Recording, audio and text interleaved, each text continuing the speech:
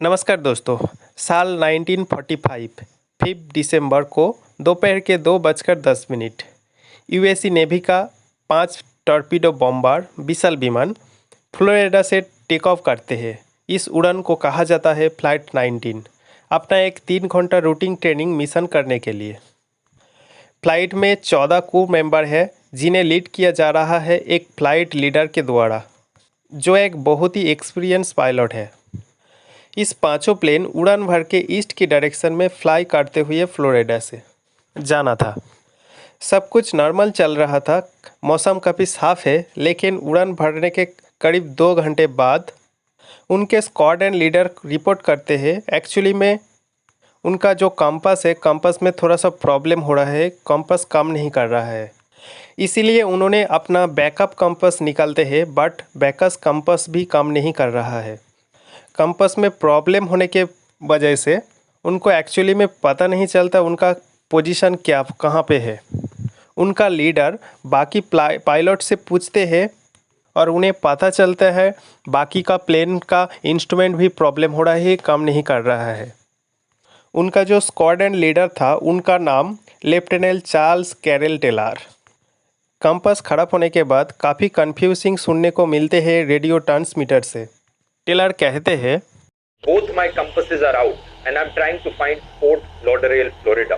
I'm over land but it's broken. I'm sure I'm in the Keys but I don't know how far down and I don't know how to get to Fort Lauderdale. मौसम अब धीरे धीरे बिगड़ते जा रहा है। शाम के 4:56 टेलर को लगता है उनका विमान गल्फ ऑफ मैक्सिको में पहुंच चुका है, इसीलिए उनको ईस्ट में डायरेक्शन में मोड़ना होगा वापस फ्लोरिडा पर जाने के लिए। इसीलिए वो सारे बाकी प्लेन को कमांड देते हैं ईस्ट की डायरेक्शन में फ्लाई किया जाए। बट कुछ फ्लाइट में क्रू मौजूद है जिन्हें लगता है उनके एक्चुअली में पोजीशन ईस्ट की तरफ है, उनका वेस्ट की तरफ फ्लाई करना चाहिए। इस ऑर्डर के एकदम बाद उनमें से एक प्लेन के रेडियो ट्रांसमीटर से आवाज़ आते हैं, Damn it, if we could just fly west, we would get home. Head west, damn it. यानी बाकी क्रू मेंबर को शक है एक्चुअली उन्हें ईस्ट में फ्लाई करना चाहिए वापस घर में लौटने के लिए। लेकिन मौसम धीरे धीरे बिगड़ रहा है, सूरज ढल चुका है और अंधेरा हो जाता है। बट इस वक्त माना जाता है एक्चुअली में 370 किलोमीटर ईस्ट में थे फ्लोरिडा से वो सारी प्लेन। शाम के 7:00 PM पर प्लेन से आखिरी रेडियो ट्रांसमीटर आते हैं, All planes close up tight. We'll have to ditch unless landfall. और इसके बाद पांचों के पांचों प्लेन हमेशा के लिए गायब हो जाता है। आज के दिन तक इस प्लेन के बारे में हम नहीं जानते हैं ये कहाँ पर है, इनके साथ एक्चुअली में क्या हुआ था। फ्लाइट 19 के गायब होने के बाद एक search and rescue mariner aircraft take off करते हैं 13 लोगों को साथ। इसका मिशन है फ्लाइट 19 को ढूंढना। ये फ्लाइट 19 को खोजने निकलते हैं, लेकिन ये भी गायब हो जाता है। फ्लाइट 19 के 14 लोग गायब और ये मरीनर की 13 लोग गायब। इसके वक्त कई दिन तक एक बहुत ही बड़ा air and sea search operation चलाया गया इन दोनों फ्लाइट को ढूंढने के लिए, लेकिन कोई भी आता पता नहीं चलता। वो 6 प्लेन का ना मिला, उनका टूटा हुआ कोई हिस्सा ना मिलते हैं, कोई इंसान का बॉडी, सब कुछ एकदम गायब हो जाता है। इंटरेस्टिंग चीज़ ये है, जहाँ पर ये 2 प्लेन गायब हो जाता है, इस एरिया के आज के दिन हम बर्मुडा ट्रायंगल के नाम से जाना जाता है। बर्मुडा ट्रायंगल बताया जाता है समुद्र का बहुत ही मिस्टीरियस हिस्सा, जहाँ पर 100 से भी ज़्यादा जहाज और विमान एक्चुअली में गायब हो चुका। आज तक भी उनका कोई नाम और निशान नहीं मिला। एक ऐसा एरिया है अमेरिका का, फ्लोरिडा से लेके प्यूर्टो तक और ऊपर बर्मुडा देश तक एक ट्रायंगल सा एरिया बन जाता है। ओवरऑल 5 लाख स्क्वायर माइल से भी ज़्यादा इसका एरिया।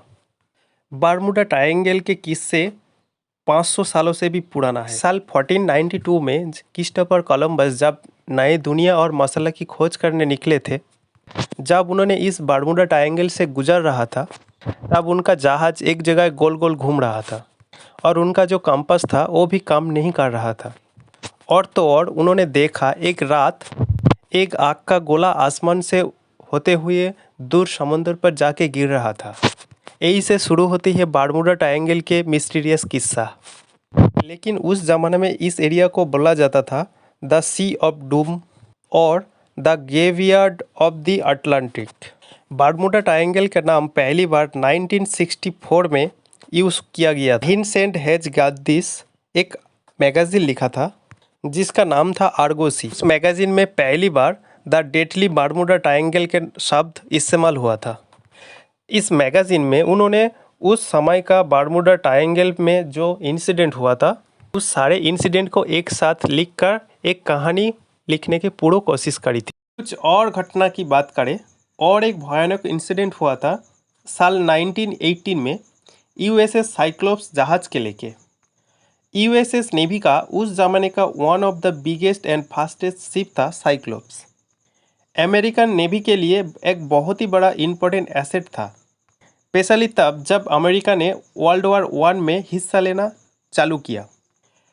तब इसमें ट्रूप्स को ट्रांसपोर्ट के लिए इस्तेमाल किया जाता था। 4 मार्च 1918 को 306 लोगों के साथ इस जहाज़ वाशिंगटन के पास वेस्ट इंडीज बाल्टीमोर से इस जहाज़ रवाना हुआ ब्राज़ील के ओर।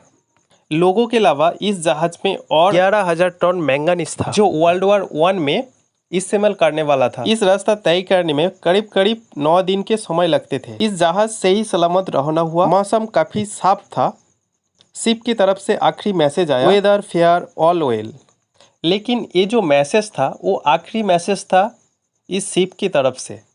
ये जहाज़ अपने रास्ते निकला। उसके बाद इस जहाज़ को भी कोई भी आता पता नहीं चला। अचानक से ये जहाज़ भी गायब हो गया। इसने सबको चौंका के रख दिया। यूएसएस नेवी का one of the biggest ship था, इतना बड़ा जहाज़ कैसे गायब हो सकते हैं।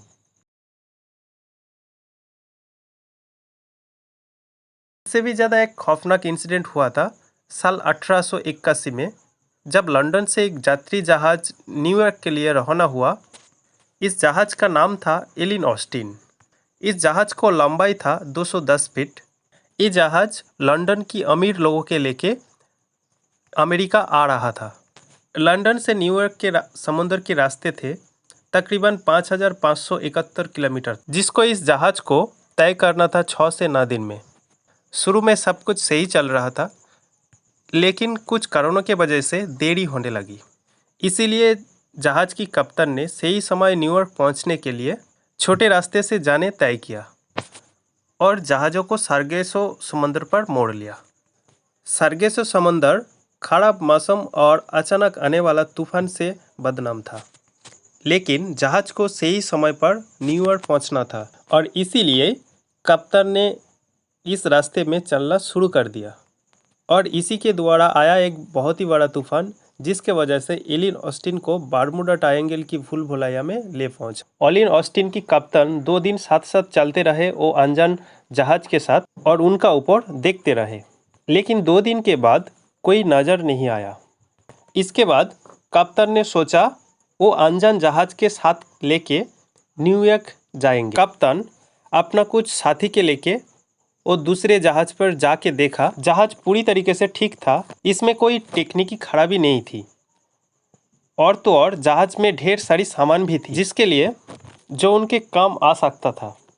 जहाज़ देखने के बाद कप्तान एलिन ऑस्टिन जहाज़ पर चले आते हैं और वो अनजान जहाज़ को चलाने के लिए कुछ अपना साथी छोड़ आए और एलिन ऑस्टिन जहाज़ के साथ वो जहाज़ भी न्यूयॉर्क के लिए रवाना हो गया। लेकिन इसी दौरान समुद्र में एक भयानक तूफान आया और कुछ समय के लिए वो अनजान जहाज़ एलिन ऑस्टिन से अलग हो गया। और दूसरी दिन वो जहाज़ जब नज़र आई तो उस पर फिर से कोई भी आदमी का नाम और निशान नहीं था। वो जो अपना क्रू मेंबर भेजा था एलिन ऑस्टिन की कप्तान, उनका साथी कोई भी नहीं मिला उस जहाज़ के ऊपर। एलिन ऑस्टिन की कप्तान को समझ नहीं आया उनका जो साथी वो गए तो कहाँ गए, लेकिन वो इस अनजान जहाज़ को ऐसे ही खाली छोड़ नहीं सकते थे। इसीलिए कप्तान ने फिर से अपना कुछ साथी को उस अनजान जहाज़ को चलाने के लिए भेजा। लेकिन एक दूसरे बार फिर से एक बहुत ही बड़ा तूफान आया और उनका जो साथी था फिर से वो गायब हो गया। एलिन ऑस्टिन की कप्तान को कुछ समझ ही नहीं आ रहा है आखिर इस सब हो कैसे रहा है। एलिन ऑस्टिन का कप्तान अपना और साथी वो दूसरे जहाज पर भेजना नहीं चाह रहा था, इसीलिए उन्होंने उस अनजान जहाज को छोड़ के न्यूयॉर्क के ओर चल दिया। जब कप्तान न्यूयॉर्क पहुंचते हैं, जहाज के जो मालिक था उसको ये सब कहानी बताते हैं। सारी कहानी सुनने के बाद जो जहाज के मालिक थे वो बहुत ही ज़्यादा डर जाए, जिसके वजह से एलिन ऑस्टिन को वो बेच देते में उस जहाज को नाम चेंज करके मेटा रखा गया था। ये देखते हैं इस एरिया पर जो घटना हुआ उसका पीछे राज क्या है। कुछ लोग कहते जो सारे घटना हुआ वो सारे घटना एलियन के द्वारा हुआ। कुछ लोग कहते हैं यहाँ पर एक बहुत ही बड़ा मॉन्स्टर रहते हैं जो सी मॉन्स्टर होते हैं, वो यहाँ पर रहते हैं, वो जो जहाज यहाँ पर आते हैं उसको डुबा देते हैं। लेकिन ये सारे कारण ये इलॉजिकल कारण है, इसीलिए आइए देखते हैं साइंटिफिकली सही है जो कारण ढूंढने की कोशिश करते हैं। बारमूडा ट्रायंगल में छोटा छोटा बर्फ का पहाड़ है समुद्र की निचले हिस्से में, जो एक अलग वातावरण बना देता है। जब गर्म हवाएं इस छोटे छोटे पहाड़ में टकराते हैं तो उनमें हलचल होने लगती है, जिसके वजह से बामुंडर पैदा होता है, जो बादल और समुद्री लहर को अपना चपेट में ले लेते हैं और तो और खतरनाक एक चक्रवात का रूप ले लेते हैं। जब भी कोई जहाज और प्लेन इस एरिया पे गुजरते हैं, वो चक्रवात उन जहाज को और प्लेन को अपना चपेट में ले लेते हैं, जिसके वजह से उन जहाज और प्लेनों की दुर्घटना हो जाते हैं। ये देखते हैं दूसरे कारण क्या है। इस जगह आने के बाद जहाज और प्लेन की उपकरण खराब होने के पीछे क्या राज है। तो दोस्तों, आपको याद होगा बारमूडा पर जितने भी जहाज विमान गायब हो गया उन सब का एक कॉमन कारण था कंपास में प्रॉब्लम होना, कंपास काम करना बंद कर दे, जिसका पीछे वैज्ञानिक कारण ये दिया जाता है। यहाँ पर एक चुंबकीय शक्ति की कारणों की वजह से ऐसा होता है। दरअसल धरती का भौगोलिक उत्तरीय ध्रुव यानी जियोग्राफिकल नॉर्थ और उत्तरीय चुंबकीय ध्रुव दो अलग अलग, जिस उत्तरीय दिशा के हम कंपास में देखते हैं भौगोलिक उत्तरीय ध्रुव से अलग होते हैं।